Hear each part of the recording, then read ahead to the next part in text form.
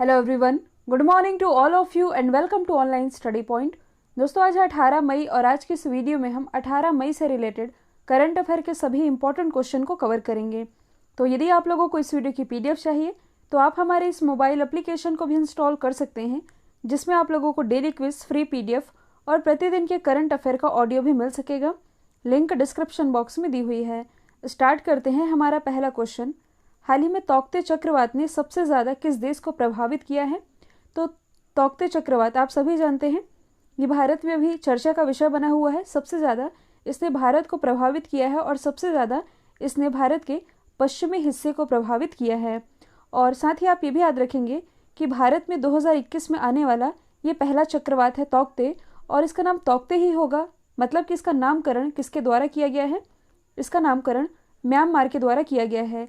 जबकि last year जो दो चक्रवात चर्चे में थे, एक तो था निसर्ग का जो नामकरण है ये बांग्लादेश के द्वारा किया गया था। ये मैं आप लोगों को इसलिए बता रही हूँ क्योंकि ये दोनों ही क्वेश्चन एग्जाम का पार्ट बन चुके हैं।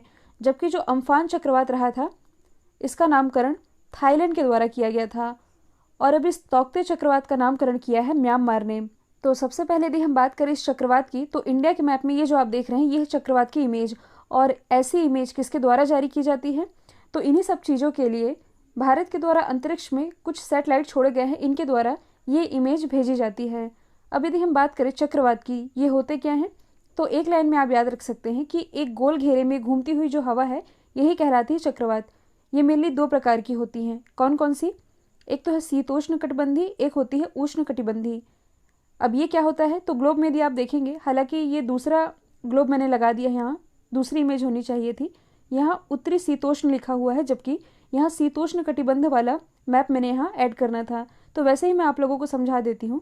जैसे कि ये है जो इक्वेटर यानी कि 0 डिग्री आप कह सकते हैं, या इसे आप भूमध्य रेखा के नाम से जानते हैं। तो भूमध्य रेखा से 23.5 डिग्री ऊपर और 23.5 डिग्री नीचे, यानी कि आप कह सकते हैं कि कर्क रेखा और मकर रेखा, यानी कि ट्रॉपिक ऑफ कैंसर और ट्रॉपिक ऑफ कैप्रिकॉर्न के ये जो बीच का एरिया है यही कहलाता है उष्ण कटिबंधी। तो हमारा देश ये उष्ण कटिबंधी वाले एरिया में ही आता है। इसके ऊपर यदि आप देखेंगे, मतलब कि कर्क रेखा के ऊपर इधर उत्तरी ध्रुव और मकर रेखा के नीचे इधर दक्षिणी ध्रुव, ये वाला जो एरिया है ये कहलाता है शीतोष्ण कटिबंधी। तो अभी ये जो तौकती चक्रवात आया है ये आया है उष्ण कटिबंधी वाले इलाके में। और इसी चक्रवात को लेकर के हाल ही में केरल गवर्नमेंट के द्वारा रेड अलर्ट भी जारी किया गया था। और अभी हाल ही में जो IMD है, यानी कि भारतीय मौसम विज्ञान विभाग, इसके द्वारा भी चेतावनी जारी की गई है। इसका हेडक्वार्टर नई दिल्ली में है। महानिदेशक हैं डॉक्टर मृत्युंजय महापात्रा। अब यहाँ से मैं आप लोगों को कुछ एक्स्ट्रा फैक्टर डीप में बताने वाली हूँ, क्योंकि कई बार एग्जाम में कुछ ऐसे भी टफ क्वेश्चन देखने को मिलते हैं। आपसे यदि ये पूछ लिया जाएगा कि ये जो तौकती चक्रवात चर्चे में रहा ये किस तरह का चक्रवात था, तो इसे आप समझेंगे। देखिए, टाइप्स ऑफ साइक्लोन में डिप्रेशन स्टेज होता है, और यहाँ विंड की स्पीड लिखी हुई है कि किस स्टेज में वायु की गति क्या होती है।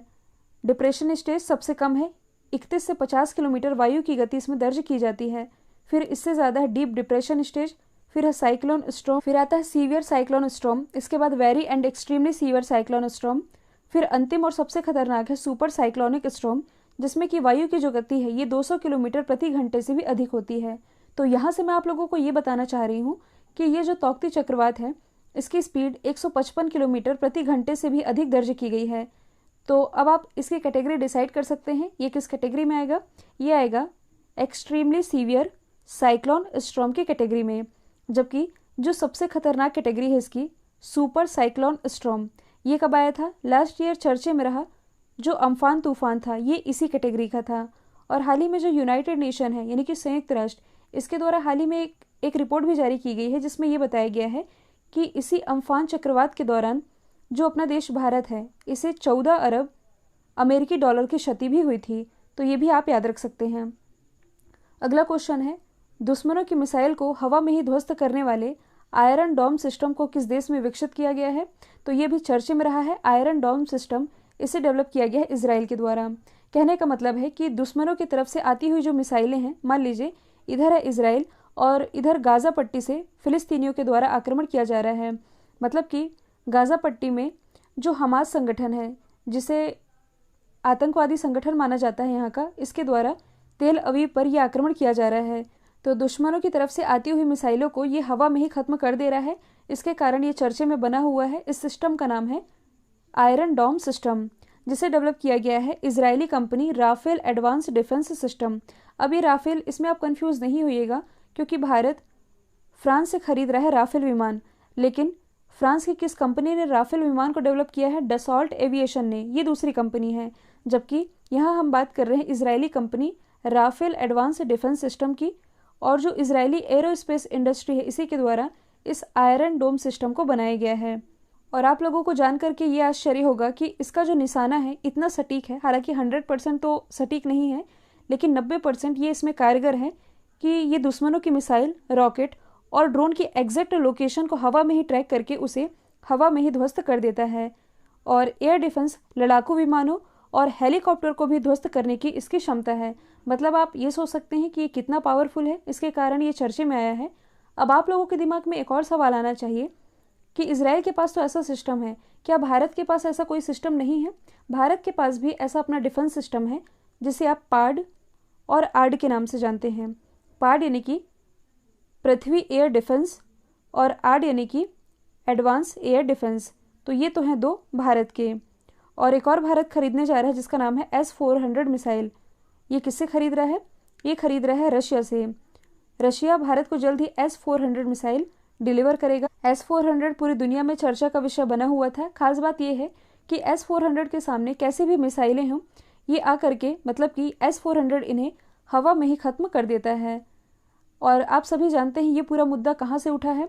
अभी जो एक मस्जिद है जिसका नाम है अल अक्सा मस्जिद, जो कि स्थित है यरूशलेम में, मक्का और मदीना के बाद मुस्लिम का ये तीसरा पवित्र स्थल माना जाता है। पूरी घटना में मैंने आप लोगों को ऑलरेडी डिटेल में समझा रखी है। ये है गाज़ा पट्टी, और आप कह सकते हैं ये जो वेस्ट बैंक है, यहाँ फ़िलिस्तीनियों का इलाका है। मतलब कि इतने में बस फ़िलिस्तीनी हैं, इस वाले एरिया में और इस वाले एरिया में। तो इसी गाज़ा पट्टी से जो हमास संगठन है, जिन्हें ये आतंकवादी संगठन मानता है, इनके द्वारा इस तेल अवीव से, मतलब कि इसी तेल अवीव जो कि इजराइल के एरिया में आता है, इस पर आक्रमण किया जा रहा है। तो इसी से सुरक्षा के लिए इजराइल के द्वारा लगातार मिसाइलें भी छोड़ी जा रही है। तो ये है गोलन हाइट्स, जिसे लेकर के इजराइल और सीरिया के बीच विवाद है। इसी गोलन हाइट से निकलती है जॉर्डन रिवर, और जॉर्डन रिवर के बगल में, मतलब कि वेस्ट में आप कह सकते हैं, ये जो एरिया बसा है इसे वेस्ट बैंक कहते हैं। जो ईस्ट में बसा है इसे ईस्ट बैंक कहा जाता है। और ये जो जॉर्डन रिवर है ये आकर के कहाँ मिलती है? डेड सी में आकर के मिल जाती है। इसी डेड सी को लेकर के इजराइल और जॉर्डन के बीच भी विवाद है। अगला क्वेश्चन है, हाल ही में सिंथेटिक गांजा को बैन करने वाला विश्व का पहला देश कौन बना है? तो ये बन गया है चाइना। चाइना के द्वारा सिंथेटिक गांजा को बैन किया गया है। इसका वैज्ञानिक नाम है कैनबिस इंडिका। ये एक प्रकार का पौधा होता है जिसकी पत्तियों को पीस करके भांग तैयार किया जाता है। ये वही है जिससे कि नशा होता है। अच्छा, भांग को लेकर के भारत में क्या स्थिति है? तो देखिए 19वीं सदी में जब ब्रिटिशों का शासन हुआ करता था भारत में, मतलब कि ब्रिटिश भारत में भांग के प्रयोग से बड़ी संख्या में जो भारतीय लोग हैं इनमें मानसिक संतुलन को खोने की जानकारी मिली थी। इसे ही ध्यान में रख करके भारतीय गांजा औषधि आयोग की स्थापना की गई थी। तो नशीली चीज़ों में, मतलब कि इस तरह की जो नशीली चीज़ें होती हैं इनकी अवैध तस्करी और यूथ में, मतलब कि युवाओं में इसकी लत को ध्यान में रखते हुए भारत में इसे बैन करने के लिए 1985 में लोकसभा में एनडीपीएस कहने का मतलब है narcotics drugs and psychotropic substance act, ये लाया गया था। और ये मात्र 4 दिन की बहस के बाद ही लोकसभा से पारित कर दिया गया था। तो युवाओं में इसका इस्तेमाल ना हो, इनकी लत ना लगे और इसकी अवैध तस्करी ना हो सके, इसके लिए भारत में इसे फिलहाल बैन किया गया है। और अभी हाल ही में चाइना के द्वारा इस सिंथेटिक गांजे को बैन कर दिया गया है। तो इसे लेकर के हर कंट्रीज़ के अपने अपने क्राइटेरिया हैं, अलग अलग नियम हैं। कुछ कंट्री इसे कम मात्रा के साथ अलाउ करती हैं, कुछ ज़्यादा मात्रा के साथ अलाउ करती है। जैसे कि कुछ दिन पहले मैंने आप लोगों को बताया था कि हाल ही में जो लेबनान है ये भांग की खेती को, मतलब कि औषधि उपयोगों के लिए भांग की खेती को वैध करने वाला पहला देश भी बना था। यहाँ हम बात कर रहे हैं चाइना की। हालांकि चाइना का डिस्कशन डेली ही आ रहा है। कुछ 3 फैक्ट है जो कि चर्चे में रहे हैं, वो मैं आप लोगों को बता देती हूँ। हाल ही में इसका जो रोवर है जुरोंग, ये मंगल की, मतलब कि मंगल ग्रह में ये लैंड कर चुका है। और जुरोंग ये यहाँ के अग्नि देवता के नाम पर रखा गया है, इसके रोवर का नाम। अंतरिक्ष से जो मलबा पड़ा हुआ है वेस्टेज सैटेलाइट, इसे हटाने के लिए चाइना नियो 1 सैटेलाइट लॉन्च करेगा, नियो 1 मिशन लॉन्च करेगा। और चाइना के द्वारा ये दावा किया गया है कि जल्द ही मतलब कि 2025 तक जो चाइना है ये विश्व में जनसंख्या के मामले में दूसरे स्थान पर आ जाएगा और इसे क्रॉस कर जाएगा भारत, क्योंकि हाल ही में चाइना में जो 7वीं जनगणना हुई है इसके अनुसार यह मामूली वृद्धि दर दर्ज की गई है। हाल ही में चर्चे में रही चूहा बारिश या आप कह सकते हैं माइस रेन, ये घटना कहाँ घटित हुई है? ये घटित हुई है ऑस्ट्रेलिया में। अब आप लोगों को लग रहा होगा कि चूहा बारिश क्या कहें इसे, कि क्या आसमान से चूहे बरस रहे हैं? तो देखिए ऐसा नहीं है। कहने का मतलब है कि हाल ही में ऑस्ट्रेलिया में चूहों की जो घटना है ये सामने आई है, जिसमें कि लाखों की संख्या में यहाँ जो चूहे हैं इन्हें मारा जा रहा है। क्यों मारा जा रहा है? क्योंकि इतनी मात्रा में ऑस्ट्रेलिया में फैल गए हैं कि प्लेग की घटना यहाँ निकल करके सामने आ रही है। और जैसे आप लोग घर में देखते होंगे तो 1, 2 या 2, 4 चूहे देखते होंगे, छोटे मोटे चूहे देखते होंगे। इस कदर यहाँ के लोग परेशान हैं कि एक एक कमरे भरे हैं और यहाँ वैक्यूम क्लीनर से चूहों को मारा जा रहा है और इन्हें जा करके फेंका जा रहा है। यदि आप यूट्यूब में इसके लिए एक वीडियो सर्च करेंगे तो आप लोगों को एक प्रॉपर वीडियो दिखेगा, जिसमें कि एक कचरेदान में भर के, आप कह सकते हैं कि वैक्यूम क्लीनर में भर के पहले तो चूहों को भरा जा रहा है, इसके बाद इसे मार मार के फेंका जा रहा है। इसे ही कहा जा रहा है माइस रेन, और इसी के कारण यहाँ प्लेग की घटना निकल करके सामने आ रही है। यदि हम बात करें ऑस्ट्रेलिया की, इसकी राजधानी कैनबरा, करेंसी है डॉलर, प्राइम मिनिस्टर है स्कॉट मॉरिसन। हाल ही में ऑस्ट्रेलिया, जापान और इंडिया के बीच स्काई पहल शुरू की गई है। कई बार मैंने बता रखा है स्काई क्या है, सप्लाई चेन रेसिलेंस इनिशिएटिव। और ऑस्ट्रेलिया और यह तस्मानिया दोनों के ही बीच में एक स्ट्रेट है जिसका नाम है बास स्ट्रेट। अगला क्वेश्चन है, गूगल क्लाउड ने स्टारलिंक इंटरनेट कनेक्टिविटी के लिए किसके साथ समझौता किया है? तो गूगल क्लाउड ने इसके लिए हाल ही में स्पेस एक्स के साथ समझौता किया है। आप लोगों को याद ही होगा स्टारलिंक परियोजना ये है क्या? तो जो एलन मस्क है, जो कि स्पेस एक्स के मालिक भी हैं, स्पेस एक्स जो कि एक प्राइवेट स्पेस कंपनी है, ये क्या चाह रहे हैं कि जैसे आप लोग मोबाइल यूज़ करते हैं तो उस मोबाइल का कहीं ना कहीं तो टावर होता ही होगा, तो टावर की जगह अब जो इंटरनेट है ये आप लोगों को सैटेलाइट के माध्यम से मिलेगा, ऐसी व्यवस्था कर रहे हैं एलन मस्क। और अपनी इस योजना के माध्यम से ये पूरी पृथ्वी को सैटेलाइट के माध्यम से कवर करना चाह रहे हैं। और इसी के लिए गूगल ने, मतलब कि गूगल क्लाउड ने इसके साथ ये समझौता किया है, और इसके लिए 1500 स्टारलिंक सैटेलाइट को गूगल क्लाउड के ऑर्बिट में लॉन्च किया जाएगा, ताकि जो ग्राहक है यानी कि कस्टमर, इन्हें बिना रुकावट के हाई स्पीड के साथ इंटरनेट की फैसिलिटी मिल सकेगी। स्पेस एक्स, इसका हेडक्वार्टर स्थित है कैलिफोर्निया यूएसए में। इसके सीईओ हैं एलन मस्क।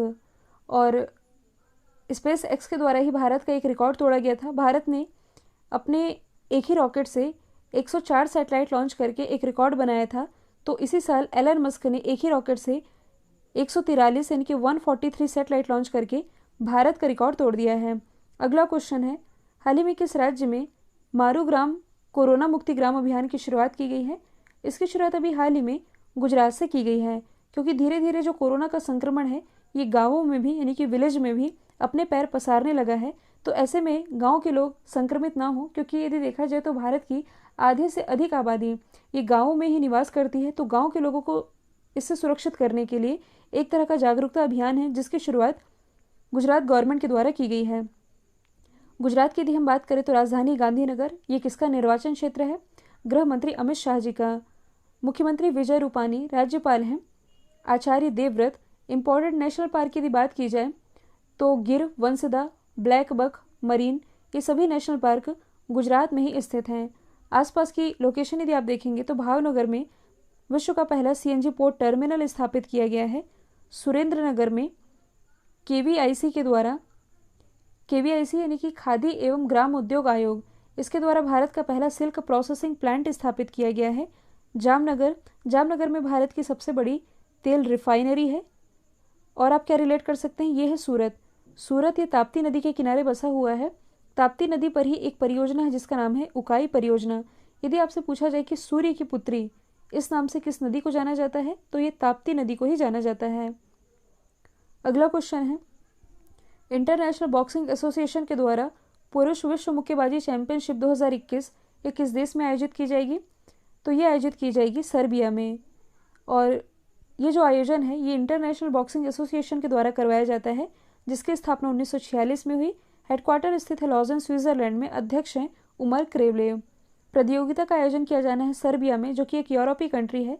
इसकी कैपिटल है बेलग्रेड, करेंसी है सर्बियाई दिनार। अच्छा, सर्बिया से ही कौन बिलोंग करते हैं? प्रसिद्ध टेनिस प्लेयर है जिनका नाम है नोवाक जोकोविक। अगला क्वेश्चन है, हाल ही में मिस यूनिवर्स 2020 का खिताब किसने जीता है? तो देखिए 2020 का ही ये जो खिताब है, कोरोना के कारण ये प्रतियोगिता नहीं आयोजित की गई थी, पोस्टपोन कर दी गई थी, जो कि अब हुई है 15 या 16 मई को, जिसमें कि विनर रही हैं मैक्सिको की एंड्रिया मेजा जिनकी इमेज आप देख पा रहे हैं। तो ये तो रही है पहले स्थान पर। दूसरे स्थान पर इसमें रही थी ब्राज़ील की जूलिया गामा और तीसरे स्थान पर रही थी पेरू की जानिक मेटेरा। तो टॉप 3 तो आपने याद कर ली, जिसमें कि पहली तो इम्पॉर्टेंट है। साथ ही आप ये भी याद रखेंगे कि इसमें इस प्रतियोगिता में भारत को रिप्रेजेंट कर रही थी एडलाइन कैस्टेलिनो, जो कि इसमें चौथे स्थान पर रही हैं। यदि हम बात करें मिस यूनिवर्स की, जो कि एक ब्यूटी कॉम्पिटिशन है, इसकी स्थापना 1952 में हुई। इसका हेडक्वार्टर स्थित है न्यूयॉर्क में और इसके अध्यक्ष हैं, इनका नाम है पाउला सुगार्ड। अगला क्वेश्चन है, हाल ही में भारतीय रेलवे ने 5 वर्षों में कितने रेलवे स्टेशनों में वाईफाई की सुविधा शुरू की है? तो बीते 5 वर्षों में इंडियन रेलवे के द्वारा कुल 6000 रेलवे स्टेशनों पर वाईफाई की सुविधा शुरू की गई है। इसकी जो शुरुआत है ये की गई थी जनवरी 2016 में मुंबई रेलवे स्टेशन से। तो मुंबई रेलवे स्टेशन से शुरू की गई और इसके हाल ही में 5 साल पूरे हो चुके हैं। और इसी के साथ हाल ही में झारखंड के हजीराबाग में वाईफाई की फैसिलिटी देने के साथ ही अब इसने कुल 6000 रेलवे स्टेशनों में अपनी वाईफाई की सुविधा कंप्लीट कर ली है। यदि आपसे पूछा जाए कि भारतीय रेलवे का जनक किसे कहा जाता है, तो ये कहा जाता है लॉर्ड डलहौजी को। और प्रेजेंट टाइम में हमारे रेल मंत्री कौन है? तो ये हैं पीयूष गोयल जी। इंडियन रेलवे से ही रिलेटेड मैं आप लोगों को अब कुछ एक्स्ट्रा फैक्ट बताती हूँ, जैसे कि हाल ही में भारत की पहली किसान रेल ये कहाँ से चलाई गई है? ये चलाई गई है नासिक के देवलाली से लेकर के बिहार के दानापुर तक। भारत की पहली ऑक्सीजन एक्सप्रेस, इसकी शुरुआत अभी हाल ही में विशाखापट्टनम से मुंबई के बीच की गई थी। भारतीय रेलवे के इंजीनियरों के ही द्वारा, ये मोस्ट इंपॉर्टेंट है, चिनाब नदी पर विश्व का सबसे ऊंचाई पर स्थित रेलवे पुल बनाया जा रहा है, तो इसका नाम भी आप जरूर याद रखेंगे। अगला क्वेश्चन है, हाल ही में किस देश में मानव आकार जितना बड़ा एक मेढक खोजा गया है? तो इसकी खोज की गई है सोलोमन आइलैंड में। मतलब कि ये मेढक इतना बड़ा है जितना कि एक इंसान का बच्चा होता है। तो इसकी खोज की गई है सोलोमन आइलैंड में, जो कि ऑस्ट्रेलिया के पास ही स्थित है। इसकी कैपिटल है होनियारा और करेंसी है सोलोमन आइलैंड डॉलर। अच्छा, यहाँ से एक और कंट्री है जिसका नाम है पापुआ गिनी। ये चर्चे में थी। क्यों चर्चे में थी? तो दुनिया में सबसे ज़्यादा भाषाएं, यानी कि 800 से भी अधिक भाषाएं ये इसी पापुआ न्यू गिनी में बोली जाती है। अगला क्वेश्चन है, हाल ही में किस राज्य ने आयुष घर द्वार कार्यक्रम की शुरुआत की है?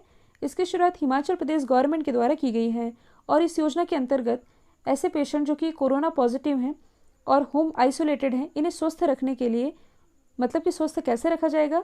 योग के माध्यम से इस कार्यक्रम की शुरुआत की गई है और योग के माध्यम से स्वस्थ तो रखा जाएगा, जिसके लिए इन्हें सोशल मीडिया प्लेटफॉर्म जैसे कि जूम हो गया, व्हाट्सएप हो गया, गूगल मीट हो गया, यहाँ 1000 वर्चुअल ग्रुप बनाए जाएंगे जो कि आइसोलेशन में रहने वाले कोरोना पॉजिटिव मरीजों को इससे जोड़ेगा और इन्हें योग के लिए इनकरेज करेगा। तो पेशेंट को फिजिकल हेल्थ के साथ मेंटल हेल्थ प्रोवाइड कराने के पर्पज से इस योजना की शुरुआत की गई है। हिमाचल प्रदेश की यदि हम बात करें तो इसकी राजधानी है शिमला।